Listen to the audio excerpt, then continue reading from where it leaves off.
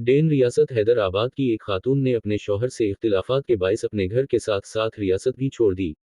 इस खातून ने इस बात का भी ख्याल रखा कि वो अपने बारे में कोई छोटी सी तफसील भी किसी को ना बताएं। इन्होंने अपनी शनाख्त बदल ली और फिर एक नई जिंदगी का आगाज कर लिया।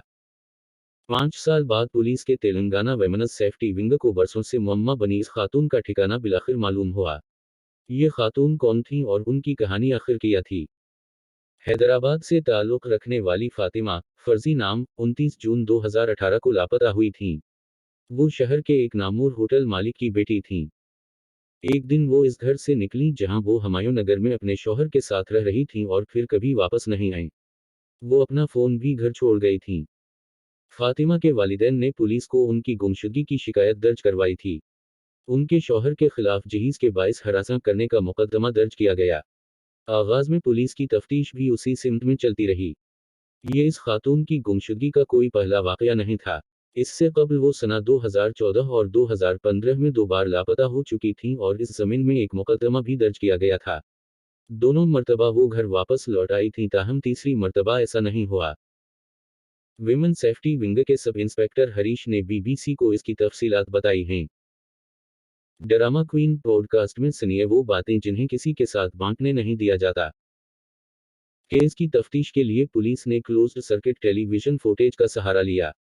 वो 29 जून 2018 को घर वालों को घर पर छोड़कर बाहर से ताला लगा कर चली गईं। क्लोज्ड सर्किट टेलीविजन फुटेज में फातिमा को खुद घर से निकलते हुए देखा जा सकता था। उनके वालिद ने 2019 में तेलंगाना हाई कोर्ट में हब्स भेजा की दरखास्त दायर की थी क्योंकि उनकी बेटी का ठिकाना मालूम नहीं हो रहा था। अदालत के हुक्म के मुताबिक इस केस को तेलंगाना वेमेन्स सेफ्टी विंग को मुंतकिल कर दिया गया। वेमेन्स सेफ्टी डिपार्टमेंट के सब इंस्पेक्टर हरीश ने तहकीकात का आगाज किया। जब फातिमा के दोस्तों से पूछगछ की गई तो पता चला कि इन्होंने मोबाइल फोन की मदद से टैक्सी बुक करवाई थी। उस वक्त किया हुआ था ये जानने के लिए इन्होंने टैक्सी कंपनी से उनकी आवाज की रिकॉर्डिंग हासिल की और इसे सुना। पुलिस ने टैक्सी बुकिंग की तफसीलात भी चेक की। हरीश ने बताया कि हमें पता चला कि वो टैक्सी बुक करके पौने गई थी, लेकिन ये जानना मुश्किल था कि वो पौने में कहाँ गईं।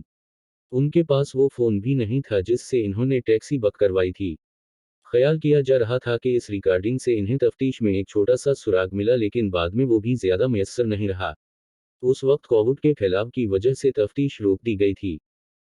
नाम, मजहब, शनाख्त की तब्दीली। इसके बाद फातिमा पुणे से मुंबई चली गईं। पुलिस को पता चला कि वहां इन्होंने अपनी शनाख्त मुकम्मल तौर पर बदल दी थी। इन्होंने अपना नाम, मजहब, हुलिया सब कुछ बदल दिया था। वहां इन्होंने एक ऐसे शख्स से शादी की जिससे उनकी मुलाकात वहीं हुई थी। इसके बाद से वो अपने शौहर के साथ मिलकर एक फलाही तंजीम का प्रोग्राम चला रही थीं। पुलिस के पास मौजूद उनकी तस्वीर और उनके ताज़ा तरीन हुलिया के दरमियान कुछ ज्यादा मुताकत नहीं थी। हरीश ने बताया कि वो बिल्कुल बदल गई हैं। उनके बालों का रंग मुख्तलिफ है और वो एक नई जिंदगी शुरू कर चुकी हैं। वो शादीशुदा हैं और अपने शौहर के साथ रहती हैं और एनजीओज़ की जानिब से प्रोग्रामों में हिस्सा लेती हैं। पहली मर्तबा जब हमने इन्हें देखा तो हम पहचान ही नहीं सके। फातिमा ने इस साल जुलाई में अपना आधार कार्ड अपडेट किया था जिसकी वजह से पुलिस उनका पता लगाने में कामयाब हुई। हरीश ने बताया कि जब आधार कार्ड को अपडेट किया गया तो हमें पता चला कि फातिमा ने डिजिटल टॉलर्स का इस्तेमाल किया था। हमें उनका नाम मालूम हुआ। इन्होंने अपनी जबान तेलुगु से मराठी में तब्दील कर ली थी। इस तरह हमें आधार कार्ड से मुंसलिक बैंक अकाउंट की तफसीलात मालूम हुई। उनके नाम से एक इंस्टाग्राम प्रोफाइल नमूदार हुई। पोस्ट्स की बुनियाद पर हमें मालूम हुआ कि ये उस वक्त गवा में हैं। हम वहां गए और इनकी शनाख्त की और चेहरे की शनाख्त की टेक्नोलॉजी की मदद से तस्दीक की। पुलिस ने बताया कि जिस शख्स से इन्होंने मुंबई में शादी की वो भी फातिमा की माजी की शनाख्त से वाकिफ नहीं थे। जुलाई 26 को फातिमा की शनाख्त की गई और इन्हें गवा से हैदराबाद लाया गया तो इन्हें हाईकोर्ट में पेश किया गया। अदालत ने मुकदमे की समाअत के दौरान इन्हें अपनी मर्जी के मुताबिक जिंदगी गुजारने की इजाज़त दे दी। ये एक अनोखा केस था जिसमें पुलिस डिजिटल टेक्नोलॉजी के इस्तेमाल से लापता खातून को तलाश करने में कामयाब हुई।